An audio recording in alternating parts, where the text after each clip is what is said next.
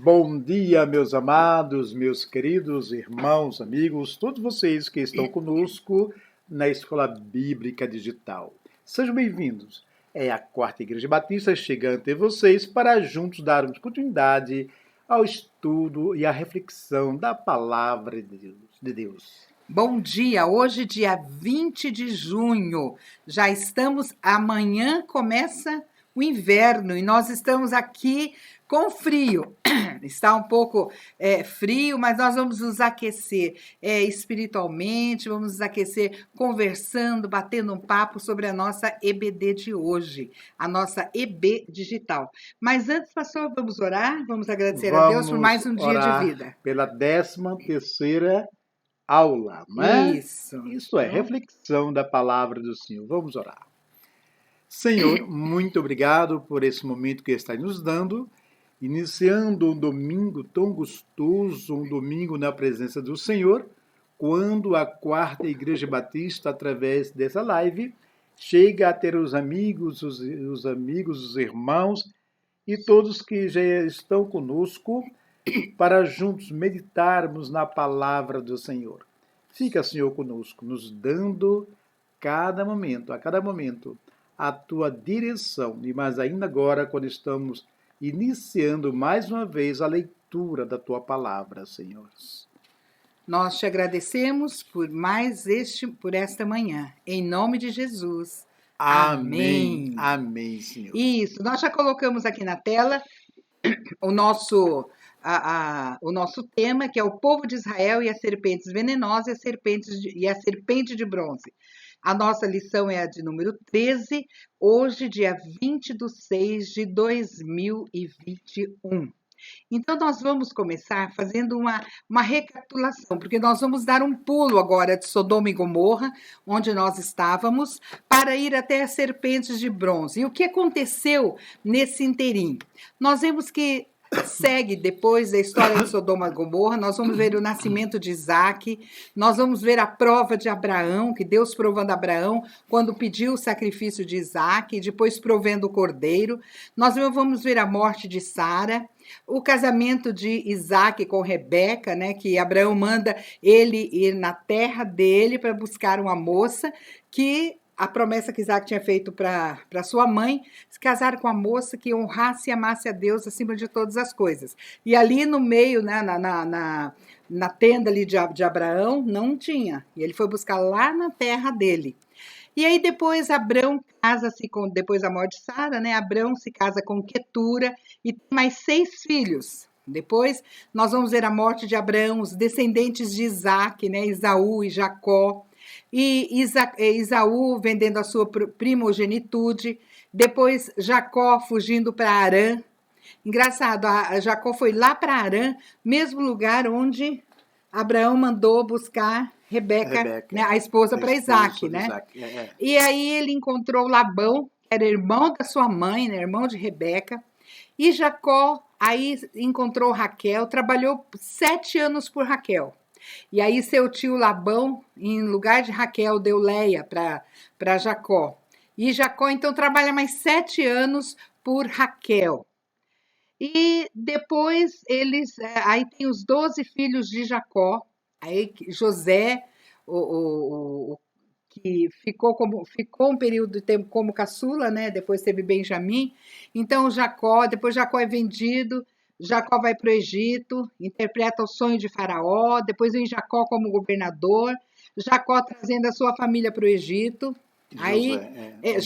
José trazendo Jacó e sua família para o Egito, depois nós vemos a morte de Jacó, os descendentes de Jacó no Egito. Aí Deus chama Moisés. Moisés tinha 40 anos quando ele viveu durante 40 anos na corte egípcia como filho da filha do faraó. Então ele tinha 40 anos quando Deus dá um saculejo nele e fala: olha, Moisés, eu preciso de você. E Moisés então vai para o deserto de Midian e ali ele encontra Jetro, que tem uma filha chamada Zípora. E ele se casa com Zípora e ele fica no deserto, apacentando rebanhos, eu acho que para ter paciência, né? É verdade. 40 anos Foi ele treinado, mora. né? Foi treinado, Foi um né? treinamento, aquele período que ele passou no deserto, 40 anos. E depois dos 40 anos, Deus chama ele, quando ele tinha 40 anos, Deus aparece do deserto do Monte Sinai, numa chama de fogo, no meio de uma sarça ardente. E Moisés já tinha 80 anos quando ele começou a conduzir o povo pelo deserto. Aí nós vemos que ele passou mais 40 anos. Então, nós falamos que Moisés e seus 3 períodos de 40 anos. 40 anos na corte, 40 anos no deserto, 40 anos conduzindo o povo. Então, ele vai até os 120 anos, né? Quando ele morre.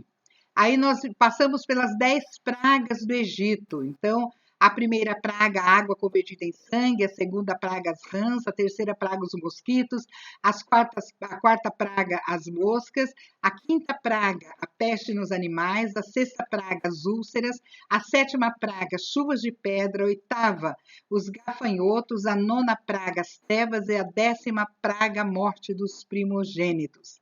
Então, aí nós passamos pela primeira contagem que houve no deserto, que foi feita por Moisés orientando o povo a contar. Todos acima de 20 anos, todos homens acima de 20 anos prontos para a guerra.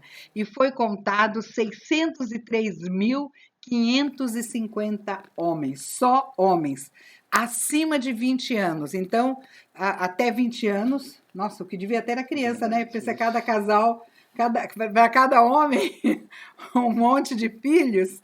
Era uma população bastante grande, fora as mulheres, fora os idosos.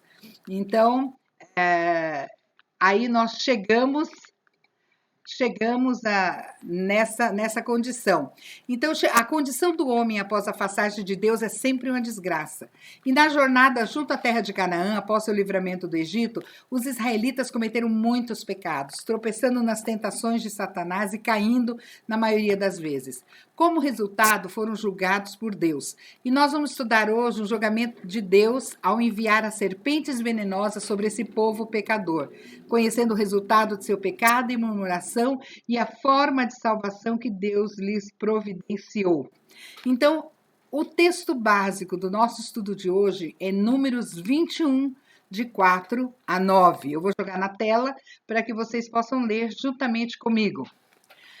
Números 21, de 4 a 9. Partiram eles do monte Or, pelo caminho do Mar Vermelho, para contornarem a terra de Edom. Mas o povo ficou impaciente no caminho e falou contra Deus e Moisés, dizendo: Por que vocês nos tiraram do Egito para morrermos no deserto? Não há pão, não há água, e nós detestamos essa comida miserável. Então o Senhor enviou serpentes venenosas que morderam o povo, e muitos morreram. O povo foi a Moisés e disse: Pecamos quando falamos contra o Senhor e contra você. Ore pedindo ao Senhor que tire as serpentes no meio de nós. E Moisés orou pelo povo. E o Senhor disse a Moisés: Faça uma serpente e coloque-a no alto de um poste. Quem for mordido e olhar para ela, viverá. Moisés então fez uma serpente de bronze e a colocou num poste. Quando alguém era mordido por uma serpente, olhava para a serpente de bronze e permanecia vivo. Então, hoje, para memorizar, nós temos o versículo de João 3, 14 e 15. Vamos ler para que todos possam ver? Da mesma forma como Moisés levantou a serpente no deserto, assim também é necessário que o Filho do Homem seja levantado, para que todo que nele crê tenha a vida eterna. João 3, 14 e 15. Muito bem. Então, esse é o versículo que nós temos de memorizar no dia de hoje. Então, muitos eventos aconteceram durante a passagem do povo de Israel e trouxeram lições importantes para as nossas vidas. nós vamos identificar que tais eventos tiveram um tom profético que apontava para Cristo.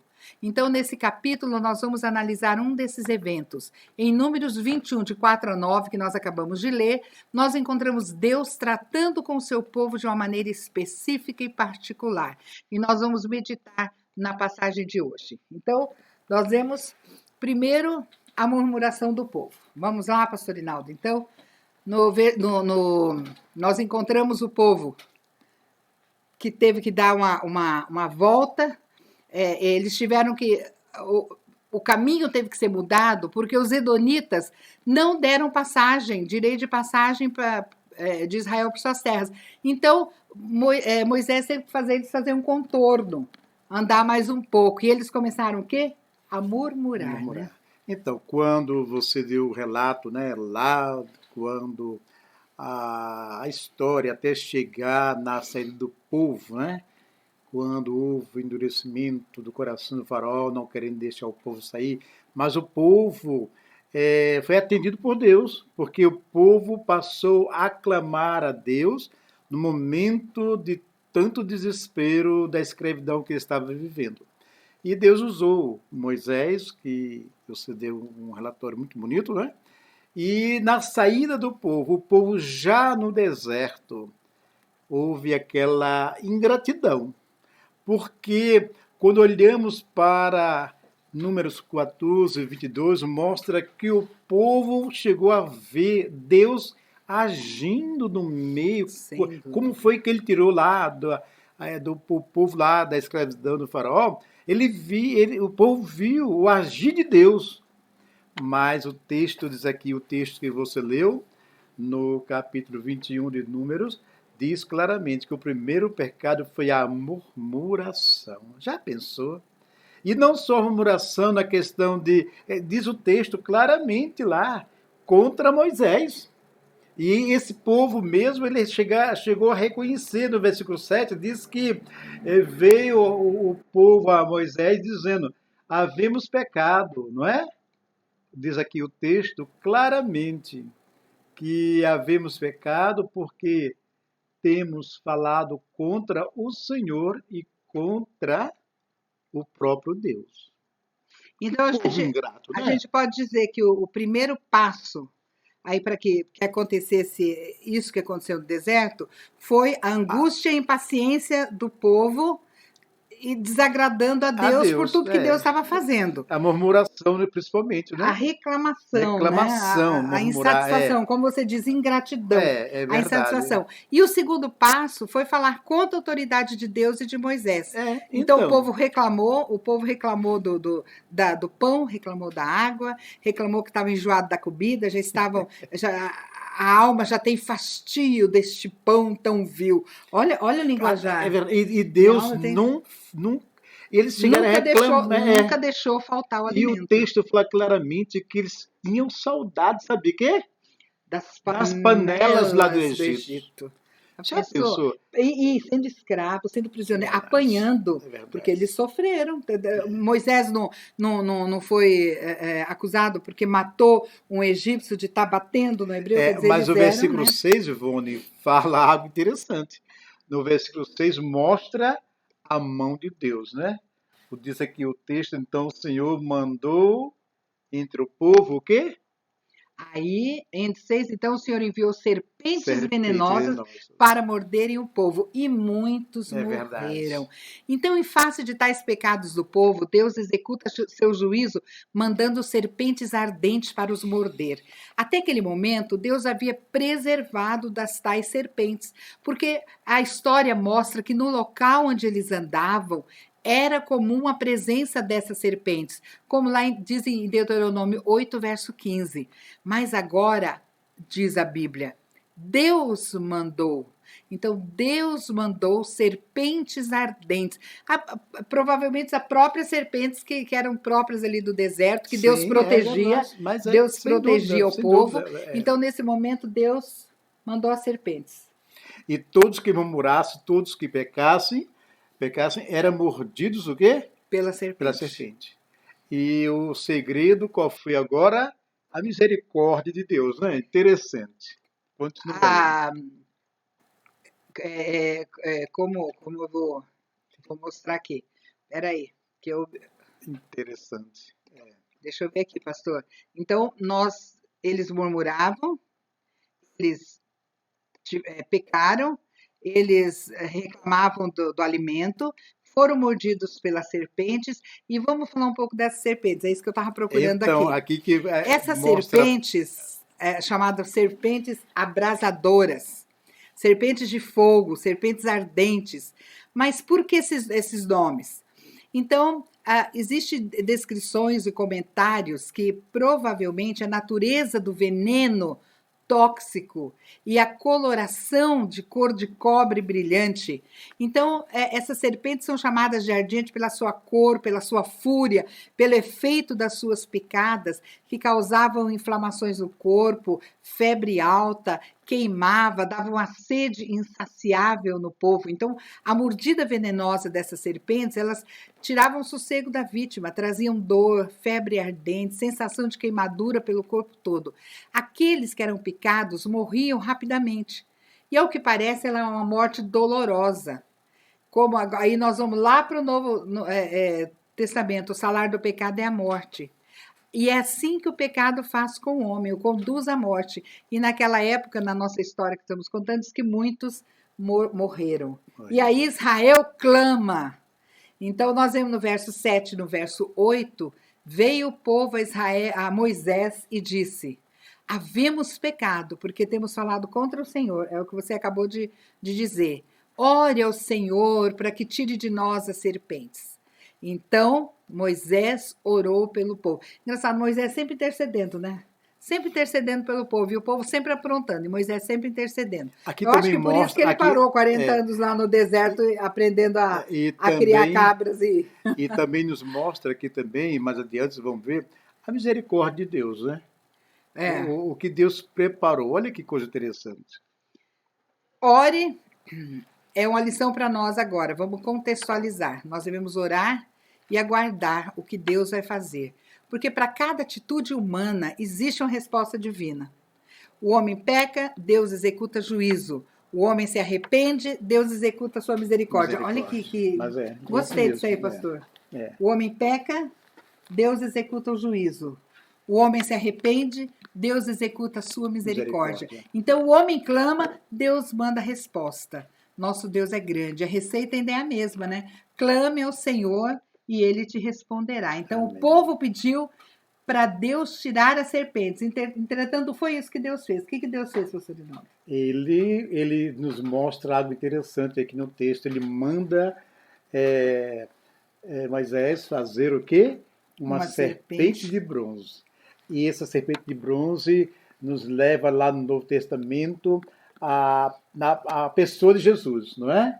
É um símbolo lá da graça que ia vir no futuro, isto é, hoje na nossa época, quando o povo olhasse para a serpente, seriam curados. Não a serpente estaria curando, mas a obediência do povo a Deus, impedido de olhar para a serpente, o povo seria curado.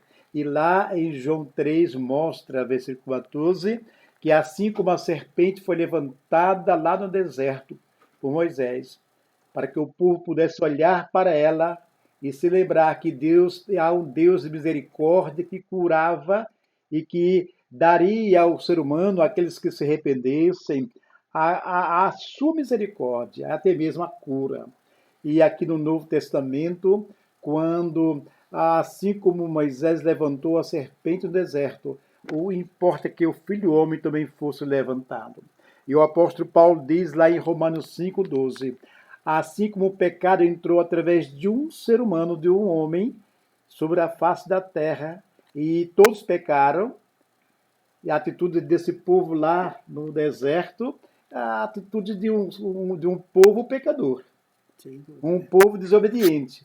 Apesar de ver os milagres, as maravilhas de Deus, continuava na rebeldia, tendo saudade até mesmo daquilo que eles deixaram na escravidão. Da escravidão. E trazendo para o Novo Testamento, Paulo diz que assim como o pecado entrou pelo homem na face do mundo, assim também a salvação entrou através do homem, este homem Jesus. Romanos 5, 12. Então, olhando para Jesus, autor e consumador da nossa fé, é o nosso dever como cidadãos dessa terra e também dos céus, e nessa caminhada para que sejamos libertos daquilo que nos escraviza e nos leva à desobediência a Deus, e assim também somos impedidos de sofrermos mais consequências maiores em um mundo que carece de sempre estar atentos às misericórdias e olhar para Jesus.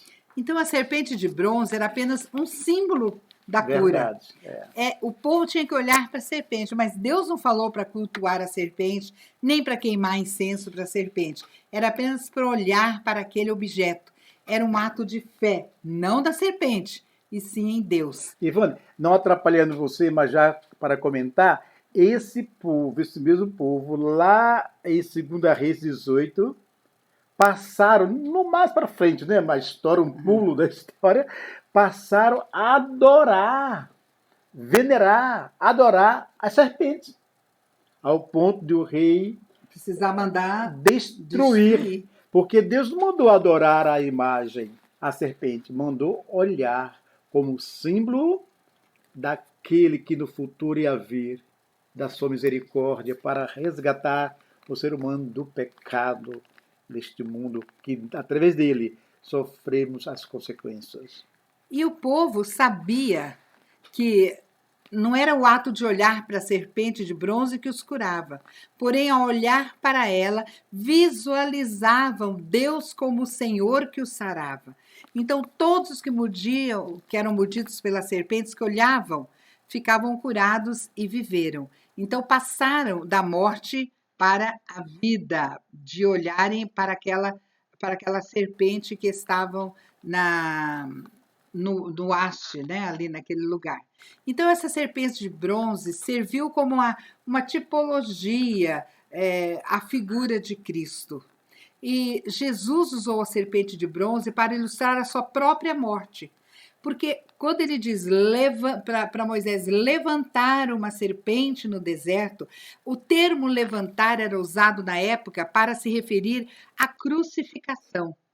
Então, uma coisa, o poder vivificante da serpente de metal, ele prefigura a morte sacrificial de Jesus Cristo, que foi levantado na cruz para dar vida a todos aqueles que para ele olhassem com fé. Então, aquela serpente de bronze, ela tipifica Cristo que se fez homem. Então, uma vez era necessário uma viga transversal para sustentar a serpente. A haste é considerado por alguns estudiosos, né, como o próprio símbolo da cruz. Verdade. Interessante que o segredo está aqui no versículo 7. Esse povo que desobedeceu, murmurou, reconheceu o erro. E quando reconhecemos nosso erro na atualidade, entendemos que, sem dúvida, como o filho pródigo, ele, na sua caminhada distante do pai, ele reconhece o seu erro e volta para casa.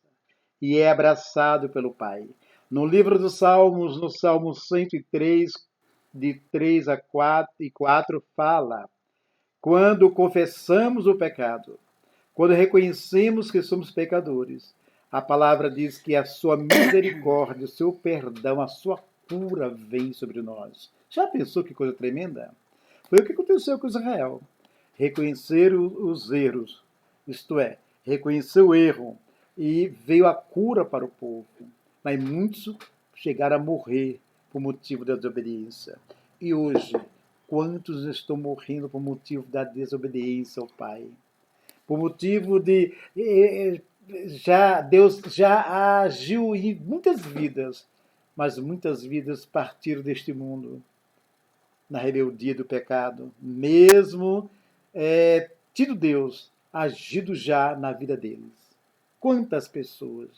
Então, meus queridos, precisamos entender isso, que o remédio para o povo de Israel era obedecer a Deus, olhar para a serpente.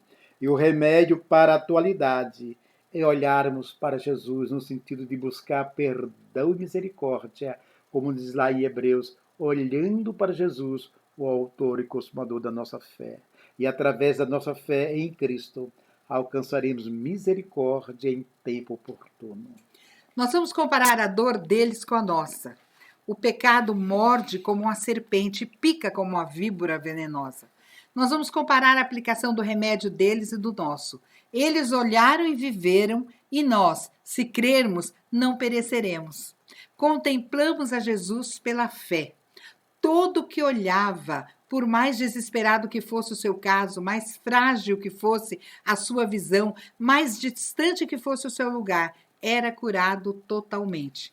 E a comparação entre a serpente de bronze no templo de Moisés e a cruz de Cristo nos ajuda a compreender melhor o significado da graça de Deus na salvação.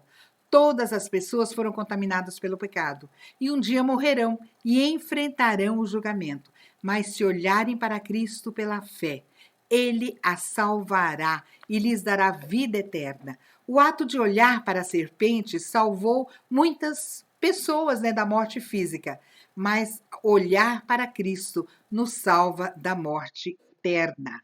Então, nós aprendemos muito com essa mensagem de hoje. A serpente simboliza a morte, o engano, a dor e o sofrimento. O bronze tipifica o Filho do Homem, a saber, Jesus Cristo. A haste representa a cruz, ou seja, Jesus carregando os nossos pecados na cruz. Todo aquele que olhar para Jesus viverá. Será curado da morte eterna causada pelo pecado. Então, nós vamos fazer como o autor de Hebreus, olhando firmemente para o autor e consumador da fé.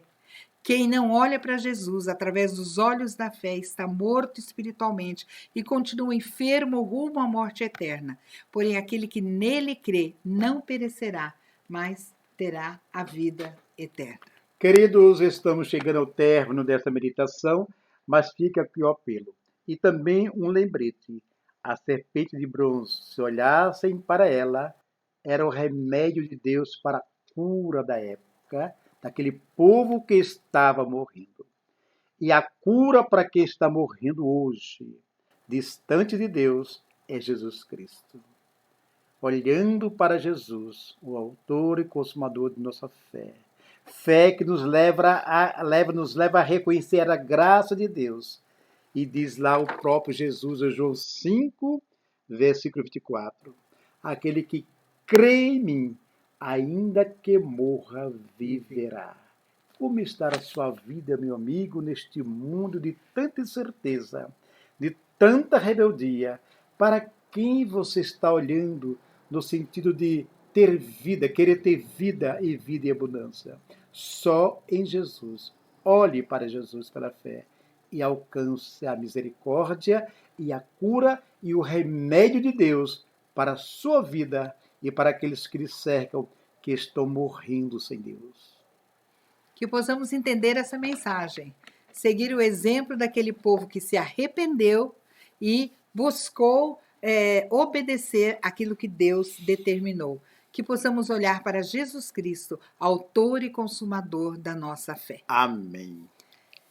Desejamos a todos um excelente domingo, né, pastor? Sem dúvida. Hoje, às 18 horas, o culto de louvor e adoração a Deus, que você possa participar se você puder, ou presencial, ou da forma online, pelo Facebook, e que você possa ser maravilhosamente abençoado no dia de hoje. Isso, se você concluir todas as 52 lições no decorrer da nossa jornada dessa escola bíblica digital, você estará recebendo o certificado. Para isso, entre em contato com o pastor Timóteo. Entre na página da Quarta Igreja Batista. Se inscreva e olhe para as demais lições. Assista, participe das demais lições que já estão aí na página, né? É hashtag 4BatistaTL. E você estará, sem dúvida, junto conosco, fazendo uma grande viagem na Bíblia de Gênesis e Apocalipse, e assim tendo uma visão ampla do grande amor de Deus para conosco. Então, a todos um bom domingo e até terça e quinta na nossa live na Varanda com Deus. Que Deus te abençoe. Amém.